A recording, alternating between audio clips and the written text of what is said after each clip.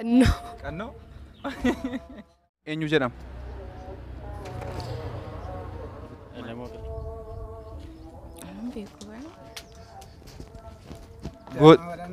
Hayyee kabajamtoota daawwattoota keenya amma kan argamnu magaalaa Bishooftuutti argamna. Magaalaa Bishooftuutti mooraa mana barumsaa Makaana Yesuus Seminarii yookaan MYMLC jedhan Bishooftuu kaampaasii keessa agarra. Barattoota achi keessaa baratan ol seennee gaaffii suuraa gootawwaniitti agarsiisnee yoo isaan suuraa afuritti agarsiisna suuraa afuran sana keessaa nama sadii deebisee badhaasa qabaa jechuudhaani isaaniin deemnee waliin daawwannaa jechuudha. YouTube kanaaf haaraa hordoftan subscribe gochuun dagatina. Amma xumura viidiyoo kanaatti turtiin keessan waliin haa ta'u isiniin jenna. Footoo afuransitti agarsiisu keessaa sadii yoo natti himte kaardii fudhattaa jechuudha. Jalqaba irratti namichi kun eenyudha?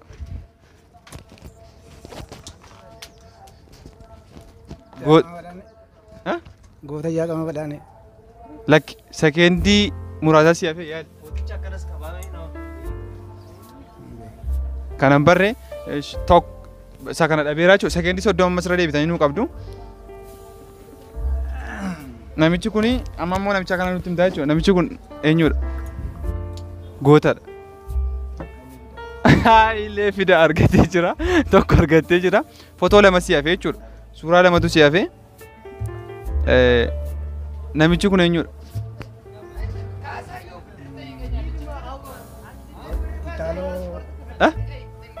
Sekendii qabaartuni?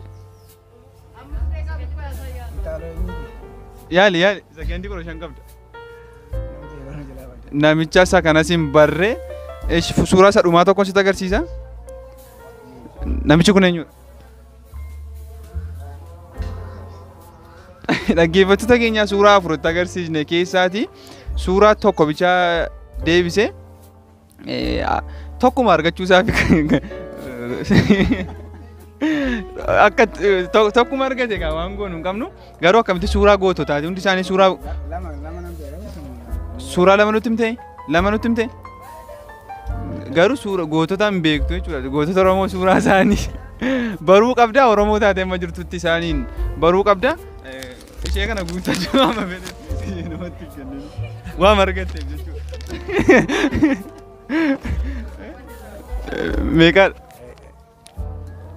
Amma inni ta'e namatti hin himini. Kabajamtoota kee daawwattoota keenya qophiin keenya akkuma itti fufetti jiraani suuraa afur sitti agarsiisna. Suuraa afuran sana keessaati sadii yoo nutti himte badhaasa qabda jechuudha. Sadii yoo nutti himte badhaasa qabda. Inni jalqabaa namicha kana eenyu jedhama?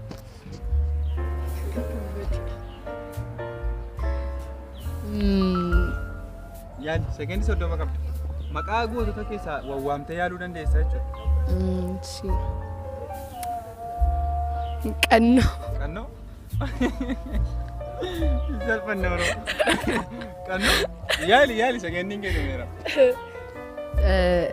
Naa darbu kun. Namicha kana eenyu jedhama? Abbichuu. Abbichuu natti fakkaata. Yaa Abbichuu. Abbichuu? Dr. Abiyyaachuu yaadde? No jechuun kan waggaa Xaaliyaanii irratti beekamaadha. Koo umurii isaa ijoollummaadhaan kan waraanaaf bahee abbichuudhaan qabadhe egaa maqaa isaa sirrii hin beeku. Dhaggeeffattoota keenya maqaa biraanis qabatanii jiru. Maammoo Mazammir. Maammoo Mazammir? Itti amantaa? Eeyyeen. Yaa. Maammoo Mazammir jettee jirti argattee jirti.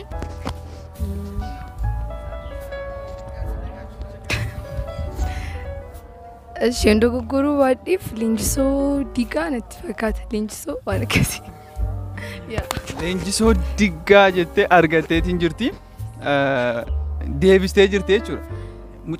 Gurbaan jalqaba deebises inni amma deebises nu bira jira. Lachuu isaaniif badhaasa isaanii ilaannaaf jechuudha. Gootota keessan beekuu qabdu. Warra irraa bichaatu hin taane gara fuulduraattis beekuu qabdu. Dhaloonni si'anaa Facebook ma gubbaadhaa suuraa fi Instagramii gubbaadhaa suuraa intinaa gochuutu hin taane seenaa gootota baruunis kaarditteessan godhe badhaasa kaardii nu biraa qabda. Badhaasa kaardii nu biraa qabda. Meeqa akka inni ta'e hin dubbattu simettee fudhattee deemte. Obboleessi keenya inni sunis nu bira jira. Inni jalqabaa gaafa innis nu bira jira. Mister Firaawulis nu bira jira. Guddaa galatooma. Sekendii 30 keetti nu deebistaa jechuudha. Namichi kun eenyu jedhama? Beeku kana. Yaadi. Yaaluu dandeessi. Dhabdeetiin jirti. Namichi suuraan lammaffaan namicha kun eenyu jedhama?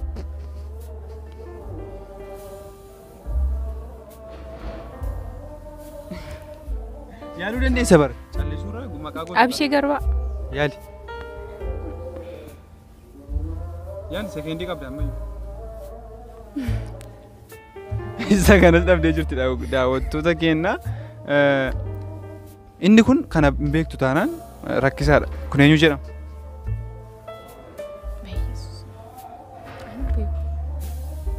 Eenyu jedhama? Baalchaa. Baalchaa abbaa nafsoo jettee argattee jirti. Inni xumuraa suuraa lama si hafee jira. Namichi kun eenyu jedhama?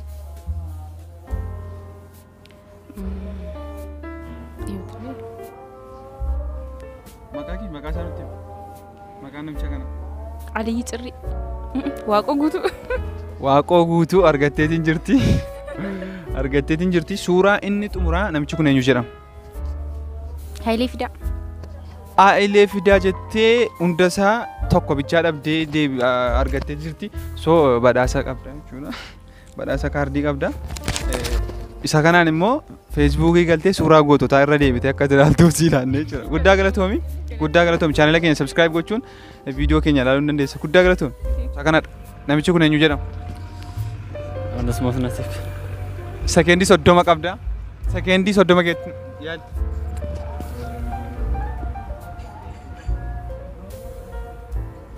Hajji Adamsaa Addoo. Hajji Adamsaa Addoo. Miti yaali. Sekendii 10 si hafeera yaali. Tokko. Argachuu hin dandeenye sekendiin isaa dhumeera. Namichi kun eenyu jedhama? Lamoo Qilxuu. Yaali. Tokko. Lama. Yaali. Leenjisoo Dhiigaa. Yaali.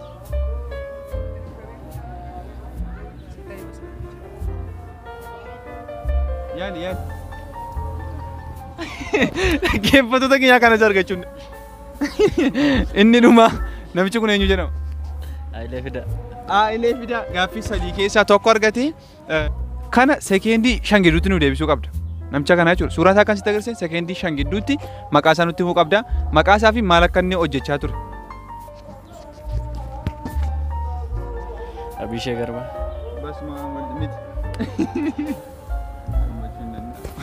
Waaqoo guutuu maal hojjeta? Hojiinsa. Waaqoo guutuun maaliin beekama? Isa kana nutti himi. Waraana. Waraana? Dhaggeeffattoota keenya suuraa 4 agarsiisne keessaa suuraa 2 deebisee